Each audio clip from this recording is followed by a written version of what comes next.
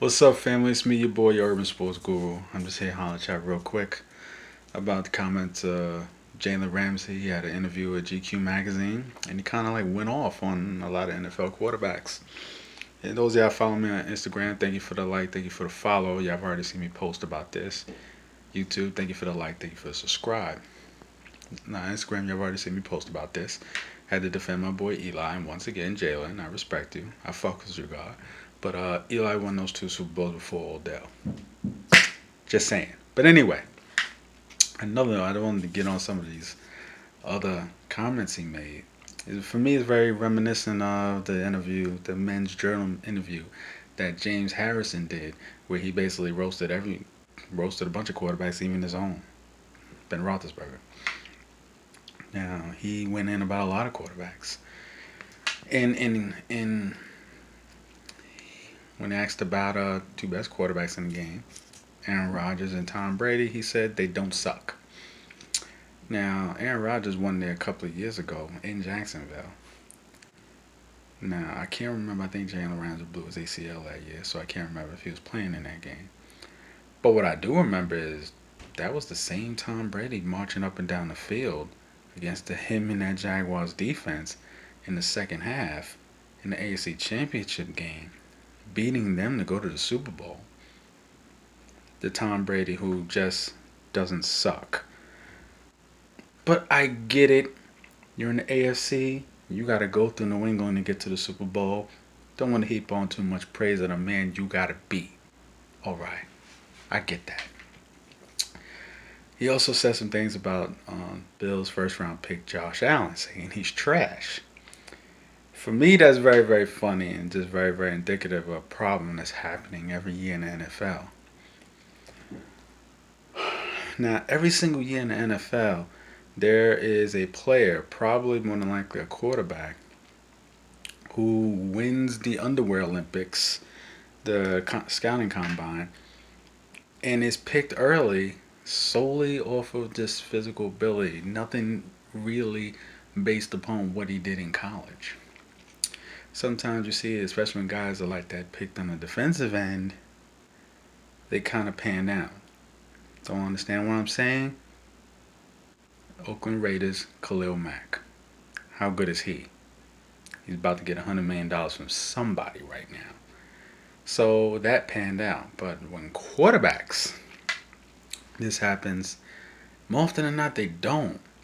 Jamarcus Russell. And for those of you who don't understand what I'm talking about, I'm going to give you one a hell of a lot more recent. Paxton Lynch.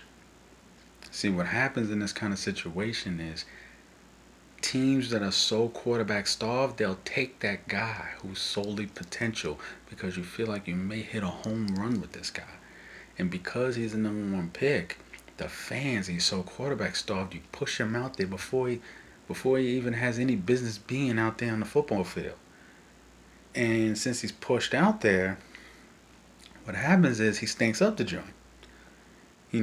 Guys like Jalen Ramsey kind of pick on him. And he stinks up the joint. And you end up pulling him back. And guess what? You never get the opportunity to put him back out there when he's ready. This has happened quite a few times. Buffalo, you did this with E.J. Manuel. And for those of y'all who don't understand what I'm talking about, Broncos just did it a couple of years ago. His name is Paxton Lynch. You drafted this kid solely off potential. Solely off of that. You put him out there because of Trevor Siemian's ineffectiveness. Because of his ineffectiveness and the fact that you had a Super Bowl ready squad around him, you figure, okay, all this kid got to do is come in and not fuck it up. Guess what? He did. Now Broncos can't get rid of this motherfucker fast enough. And I hope I'm wrong, but if Buffalo starts Josh Allen, if they start Josh Allen, I agree with Jalen Ramsey 100%. Because I think that's going to be the same deal with Josh Allen. Great physical ability, big, strong, can throw the football a mile. But guess what? If you're throwing it to the guy in the other jersey, you're not helping me. So Buffalo do them a service starting, great service starting A.J. McCarron. I think he's an NFL quarterback. But Another guy he spoke about was Matt Ryan.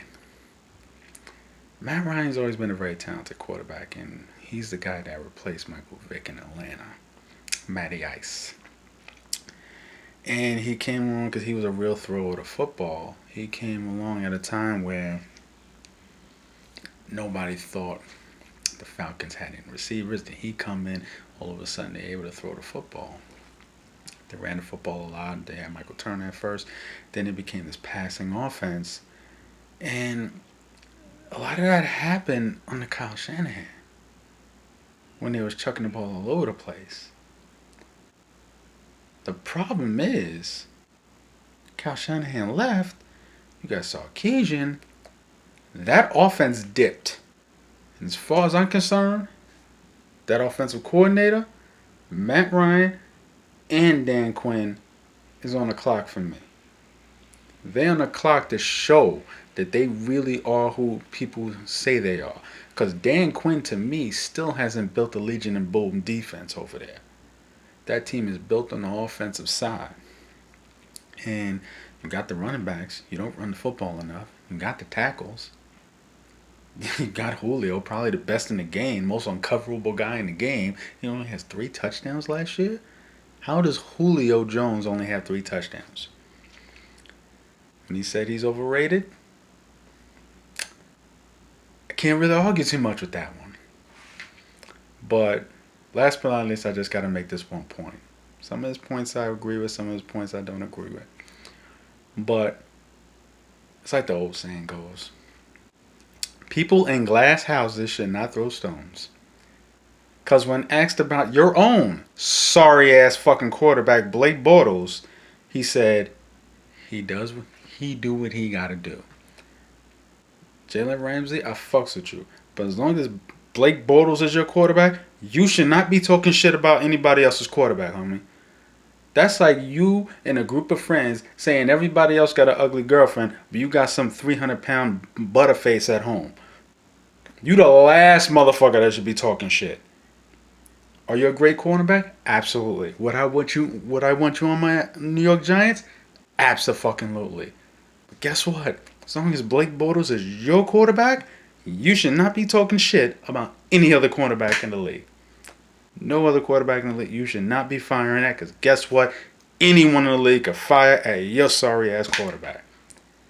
Your sorry-ass quarterback is what's going to make or break you guys going to the Super Bowl this year. My belief, break. I just don't think he's good enough. And I'm not alone. That's just my take. Take what it read. Let me know how you think. I'm your boy, Urban Sports Guru. I'm out. Salute.